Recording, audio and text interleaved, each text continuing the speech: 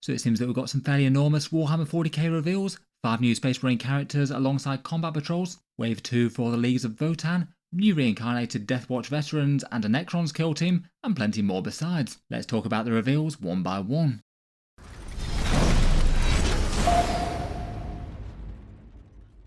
Hello and welcome back to Warspecs Tactics, where today we're talking about Games Workshop's fairly enormous big summer reveal show. Really quite a lot of stuff to talk through for this one, with lots of relevant stuff for Warhammer 40k. This one was kind of loosely associated with their Tacoma Open event, but maybe more of a preview online as opposed to a live one. They told us that we'd get reveals for basically 8 different game systems, with a focus on a new army set for Age of Sigmar, and they've given us their Curious Hats teasers there. Plenty of which have been kind of obvious for predicting certain factions, others maybe not so much. Maybe disappointment from Harlequins with Jester's hats not leading to them, and nothing showing for Drukhari or Eldar pirates from the pirate hat, but a lot of the other stuff is very much as expected. For Warhammer 40k, I think people were most hyped up for Space Marines, Deathwatch and Votann. It does seem that we've got that, plus a Necron kill team as well. Rounding up the reveals in terms of what we've got, there's a Kill Team Tomb World box set. That one has a Deathwatch kill team and a Necron Canoptek kill team, and alongside that a whole bunch of Necron terrain. There's Leagues of Votann Wave 2, 3 character models, 3 other kits, and a Combat Patrol box set. That's going to be coming out alongside their Codex, presumably after they've released the Knightly style ones. For the Space Marines, they have indeed got their character sculpts and 5 combat patrols to go with them. It looks like they're focusing on the chapters that aren't Ultramarines, but we didn't get any big Codex refresh or things like that in support. For the Horus Heresy, there's the Heresy era Assault Marines. They teased the first of those in the previous reveal show, and they also announced a Scouring narrative series for Black Library. We've got the big Chaos Dwarves range for Age of Sigmar, an enormous amount of plastic kits coming for them, and they were one of the single biggest reveals of the whole show. And then beyond that, a few more reveals for Warhammer Wonderworlds, Age of Sigmar, The Old World, and Legions Imperialis. First up, let's start with the Adeptus Astartes. Games Workshop had given us a bunch of hints as to different specific Space Marine chapters getting content. We had pictures that denoted Salamanders and Imperial fists, and for leaks going around, new character models and combat patrols were expected. What's interesting is they seem to have fully gone non-Ultramarine for these. I was guessing that they might have gone for all 6 of them if they were doing the Codex chapters, but I guess feeling like the Ultramarines already have enough characters and attention. So it's the other 5 Codex chapters that have got a character model, so they'll all have 2 each now. 2 updates in Lysander and Vulkan. The other 3 are entirely new characters that haven't had miniatures in 40k before. Unfortunately, it seems that Pedro Cantor of the Crimson Fists has been left high and dry. He hasn't got a new miniature, at least this time around. There's also no sign of Cato Sicarius getting an updated one. I feel like he's due one at some stage. Rules-wise, they'll get new datasheets with downloadable rules when the models come out. They'll come out on day of release apparently. In the lore, they'll be getting some current setting lore sequences regarding the new characters and how they function in the setting. I guess there's already been a bit more focus on Vulkan and Darnath Lysander, though it will be interesting to see any updates for them. The new ones might be more interesting and mysterious though. So far there's no hint of further chapter-specific rules content. They didn't mention any supplement books or a new Space Marine Codex or anything like that, though it doesn't mean they couldn't do some sort of new detachment refresh when the models came out. They do like to issue new detachments as digital downloads these days. I could certainly see them doing that. Nothing teased on that front just yet though. And then alongside each of the characters, they each have a Combat Patrol box set. Some of those having named characters in, but not all of them, and each of them having a new transfer sheet for their chapter as well. The only one where the new character is in the Combat Patrol box set is the White Scar one. Apparently each chapter will also have a run of custom dice as well. They mentioned that in their article, but they didn't show off any pictures of them. Going through the new characters, the single one that people seemed most hyped to see a new miniature of was Vulkan. He is the Forge Father Relic Seeker, and when he manages to assemble the relics of Vulkan, apparently the Primarch will return. Looks like he is back with a new miniature here. Maybe not so enormously different from the previous one, but redone in Primaris scale, though he has kept his similar sort of firstborn helmet. He is armed with his spear, his mantle, and his gauntlet of the Forge. Doesn't seem like he's picked up any new relics, at least as best I can tell here. And in-game his current rules are interesting enough, allowing you to reroll some wound rolls on flamers and melter weapons. As well as his helmeted head, he's also got a bare head swap down on the bottom left there. I'm not sure whether they'll do any sort of updated datasheet. It's already got fairly interesting rules, at least in my opinion. Generally speaking, reaction to the new model has been pretty good. Seems that people are fairly satisfied with how they've done him. For Space Marine Combat Patrols, I'll probably cycle back for a more in-depth video later tonight and just go through them briefly here. The Salamanders one is led by Adrax Agathon. There's 3 Eradicators, 10 Infernus Marines, 5 Assault Intercessors, and an Invader ATV there. fairly heavy on the melters and flamers as you'd expect. So my initial impressions are that I feel like this isn't going to be a super useful one for too many players. The standard assault intercessors might not feel super salamanders. Aether's Agathon isn't great if you already got the model, though you could convert him into another character I suppose, and the Invader ATV is perhaps a particularly less loved kit, and the FENRIS Marines are ones that lots of people probably have in abundance at the moment from the Leviathan box set and starter sets. I can't help but think that maybe some sort of combination of Eradicators, Aggressors, and maybe Blade Guard or Terminators or something might have gone down better. It doesn't look like these have the upgrade sprues, but as mentioned they can get some new transfer sheets with them.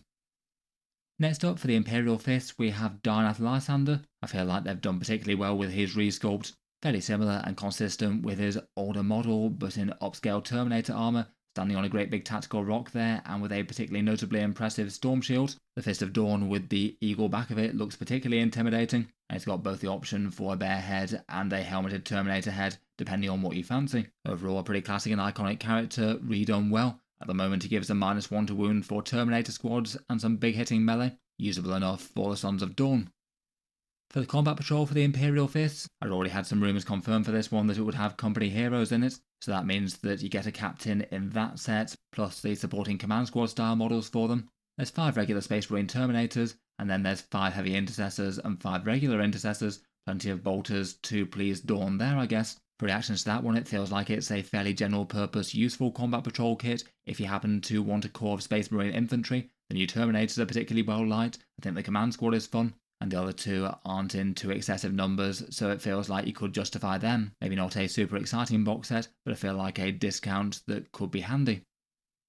Next up we have our first new character in Caanok of the Iron Hands. Here's a new miniature that's not had a 40k model before, apparently leader of Clan Overni, somewhat similar to their first company with heavily augmented veteran soldiers, and he's fielded in Terminator armour it would seem.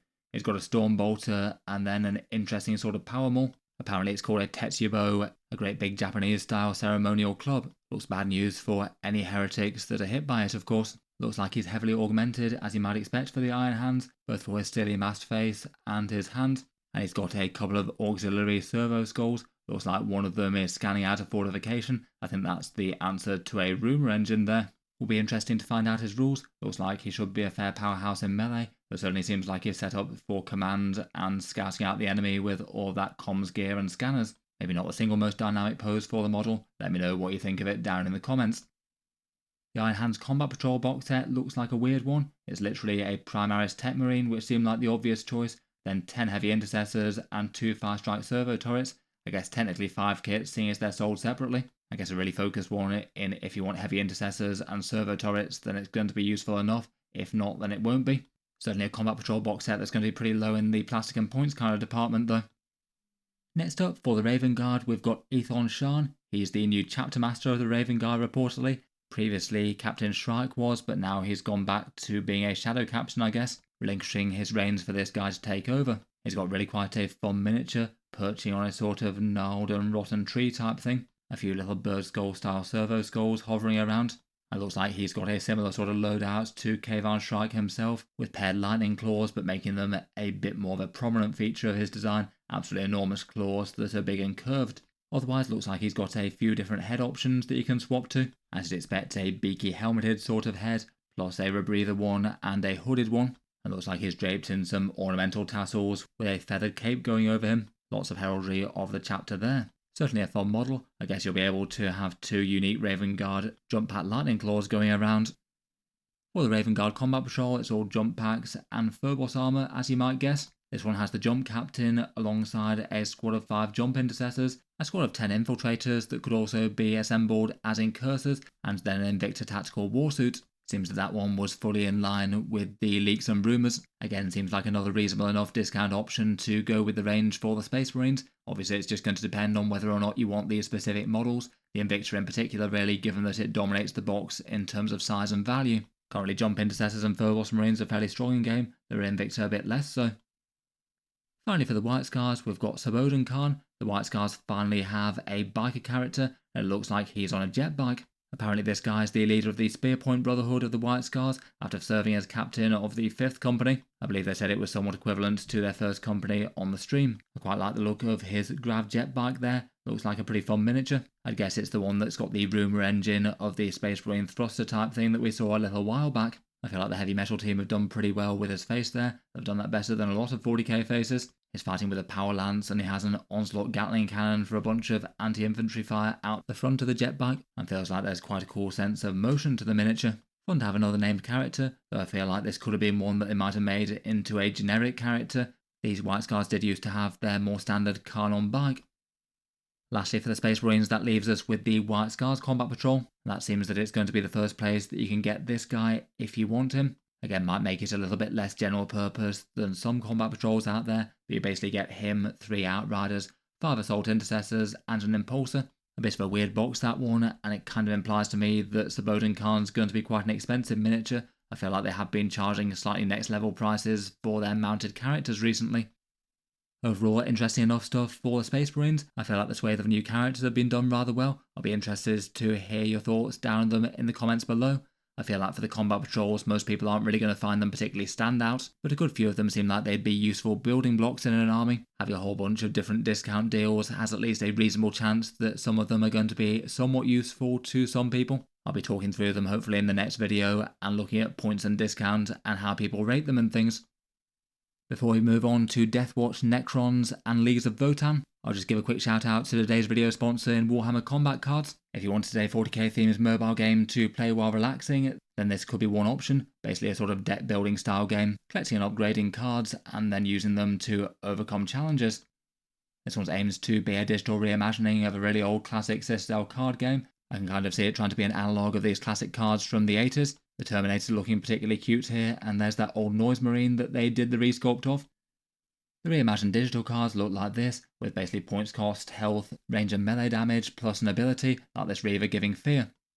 In a game you basically marshal a deck up to your points cost, pick a Warlord which has an overall effect on the cards put together, and then you fight them against the opponent 3 cards against 3 at a time, drawing new ones as they die, unlocking new abilities and new cards and builds. Obviously it's a free-to-play mobile game with all that entails. It'll be interesting to some people but not others. You'll find it links down in the video description if you'd like to check them out, and there's a code FENRIS for some free cards and a bunch of in-game currency if you did want to give it a go. In any case, a big thank you to them for sponsoring this one. Back to the 40k model reveals though. Next up we have Kill Team Tomb World, and this one's the dawn of the Primaris Deathwatch against the Necrons. A Primaris Deathwatch kill team has been far too long in the making. Really cool they did deliver on that after they teased the Deathwatch reveals with their hats early on. And it does seem that they are against the Necrons, a Canoptek circle led by a Geomancer. Alongside them there's a whole bunch of Necron Tomb World terrain and what looks like the standard Necron warrior kit as well. It is really quite fun to see flavoured Xenos terrain type bits like they did with the Tyranids in the last one. First up, let's start with the Deathwatch Veterans, and these ones look to be the spiritual successor of the current Deathwatch Veteran box set. They're sold in sets of 5, though it seems that the Veteran set here with the Primaris ones will be sold in squads of 10, and if anything that's probably going to be a positive value-wise. Games Workshop tends to charge a big premium on squads of 5 versus bigger squads of Space Marines. It looks like within the kill team there's a mix of different armour marks. The majority are indeed Tacticus Marines, as you might expect, but there are 2 Furboss Marines and 2 Gravis Marines in there. Apparently the Gravis have 3 different build options and you have to choose 2 of them. And then for the rest of the squad there's really quite a lot of war gear options and different ways to assemble them. They didn't really go too in depth on this one. I'd guess you will be able to take the standard sort of bolter armament for all of them. But the miniatures they showed off included a bunch of staples, things like the frag cannon, heavy thunderhammer and more. You also have a whole ton of chapter specific shoulder pads as well. Lots of the more staple standard ones, but then also lots of other ones that maybe aren't quite so often represented on the tabletop. These guys all get a 40k datasheet, I strongly suspect replacing and updating the Firstborn one, and I believe that their kit's been taken off sale now, so this is very much an update to the current Deathwatch Veteran kit, not an addition. Going through the models and loadouts they showed off on their main pictures for them. First up we have a sort of comm specialist it seems, fighting with plasma pistol and power sword, looking like he's in a White Scar there. We've got a heavy hitter in Gravis armour with a frag cannon, a plasma incinerator and Tacticus armour, so bringing some Hellblaster goodness there, and then a heavy intercessor with a big chunky heavy bolt rifle, and I think maybe an underslung grenade launcher there potentially. Kind of interesting if so. Then we've got the third build for the Gravis armour. Again I think that you have to choose 2 out of those 3. So the third build is the Infernus Heavy Bolter with the Heavy Bolter and Heavy Flamer, maybe updated with Primaris naming for the weapons. There's a Furboss Marine fighting with paired combat blades, I guess with the Grav Shoot probably a Reaver equivalent. I think a Tacticus Armour Marine there, but looking like he's got a sort of Incursor style scanner pack on his backpack. I guess armed with a fancy bolt carbine, no doubt shooting out some special issue ammunition, and a veteran with a Power Maul and a Deathwatch pattern storm shield. Then finally the Heavy Thunderhammer remains in the kit, very big hitting at the moment with its massive damage 3. There's an Infiltrator pattern worn, it seems, painted up as an Ultramarine here. And then finally one that they're saying is a Blade Master. This guy's got a Xenophase blade, no doubt nicked from the Necrons. I'm not sure if he might be the Watch Sergeant or something. Overall looks like a pretty fun kit. I wouldn't be too surprised if the 40k datasheet becomes incredibly complicated for it. I just can't really see Games Workshop keeping the options quite as freeform as they have at the moment. But really nice to see some mainline support for Deathwatch, who haven't had a single Primaris era model so far. Quite nice to have some miniatures that they have that don't have the danger of being removed from the game at some stage or another when Games Workshop feels like they've sold enough of them. Let me know your thoughts on the models. I feel like they've done fairly well with them myself.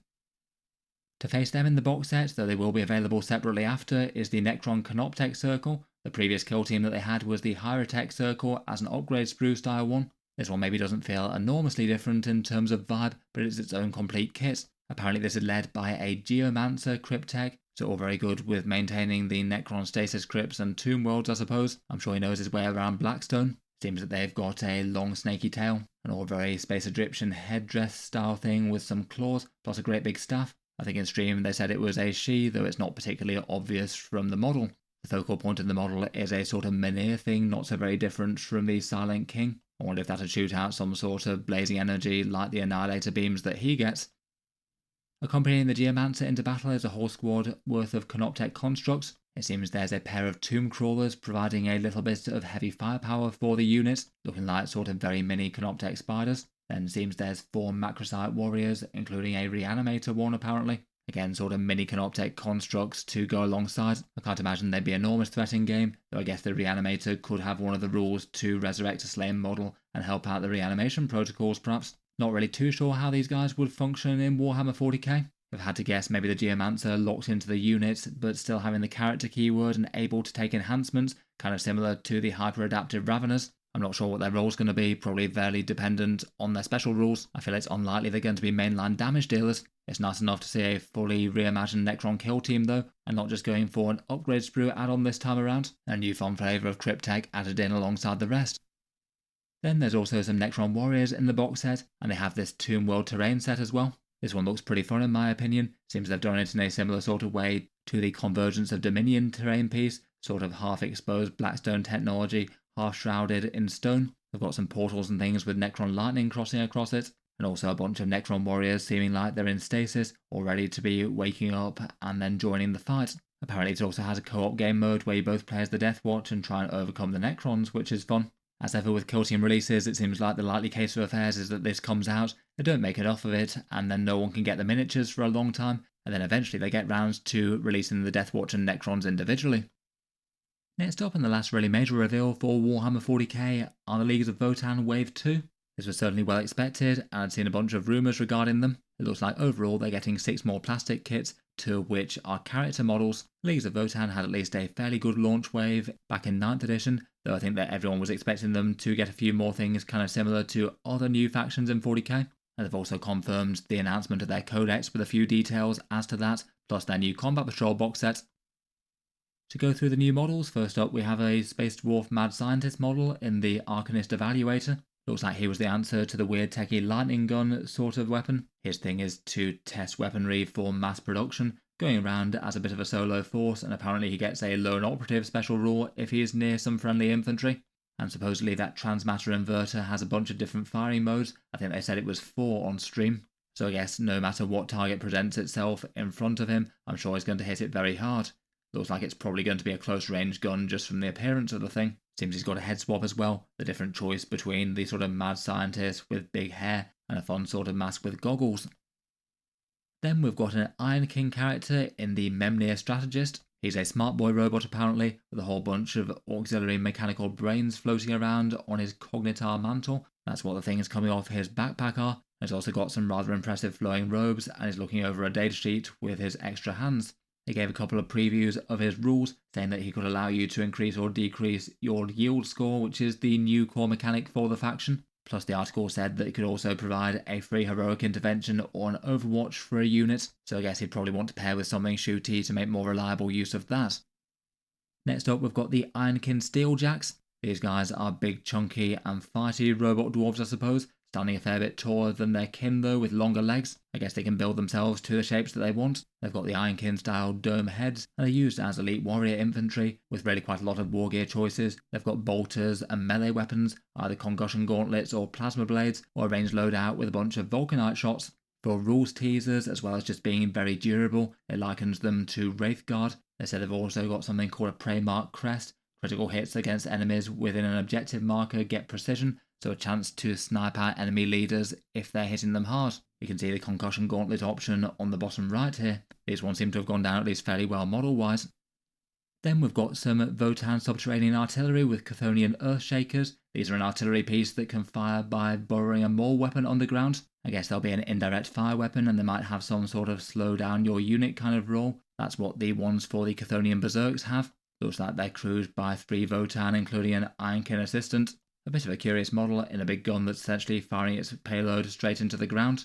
Looks like one of them is controlling the thing on a remote control. I think that was another rumour engine, and one sporting a plasma axe. I think that there's going to be 2 of these in a box set, so maybe a similar sort of price to the Astra Militarum Field Ordnance or something.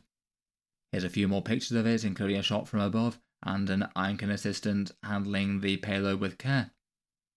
Next up, we've got another light vehicle for the leagues. This one is a vehicle to support the Hernkin apparently, basically having the feeling of a sort of bigger Hernkin Pioneer jet trike type thing, but this one's got 4 of the grav repulsor engines. This one can either be fielded as a Capricus carrier or defender. The defender is one that apparently doesn't have a transport capacity, but mounts a bigger gun. Looks like that gets some Magna Coil autocannons, plus either a High-Las rotary cannon or a Magna rail cannon, whereas the carrier version of it gets autocannons both mounted on the front and on the top of it. It looks like the defender version has also got 2 small guns jutting out to either side of the pilot as well. They're angled upwards, so I don't know if they're going to be indirect, I suppose. Seems that you don't get those on the transport carrier version. Apparently they're going to be able to transport Hernkin Jaegers in squads of 5, at least the carrier version, and then split the squad in half similar to the Sagittor does for the Hearthkin Warriors. I feel like you need some pretty big incentive not to use their infiltrate rule though, presuming they're keeping that.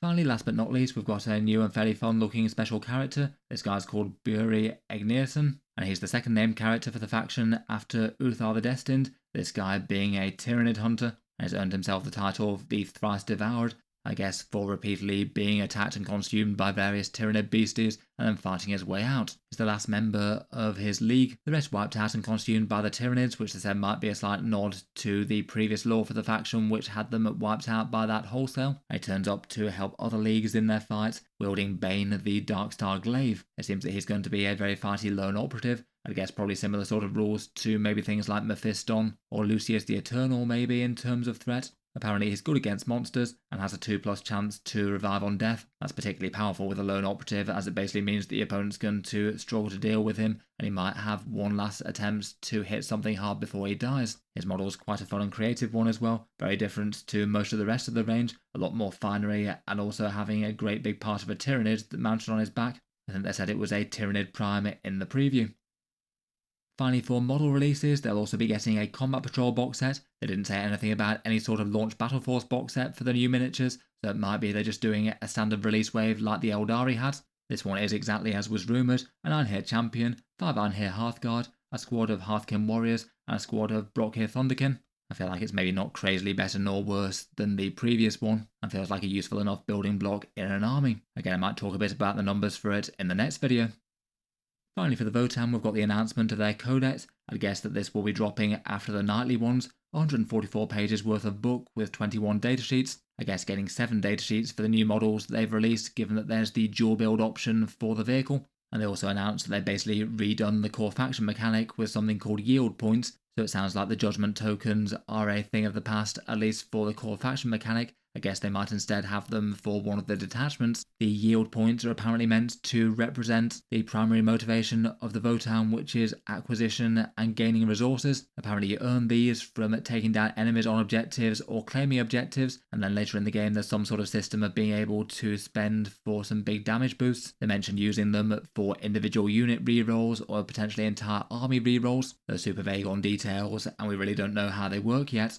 Someone specifically asked whether or not they still had judgment tokens or not, and they basically refused to answer that. I guess they could also be attributed to certain data sheets like maybe the Carl or something, or to be locked around a detachment which makes good use of them. Feels unlikely to me that they'd get rid of them entirely. Overall, not too bad a haul for the leagues. Feels like the World Eaters players might be looking on in envy with the follow-up release wave that they got for two factions coming out at a similar sort of time. Let me know your thoughts on the miniatures down in the comments.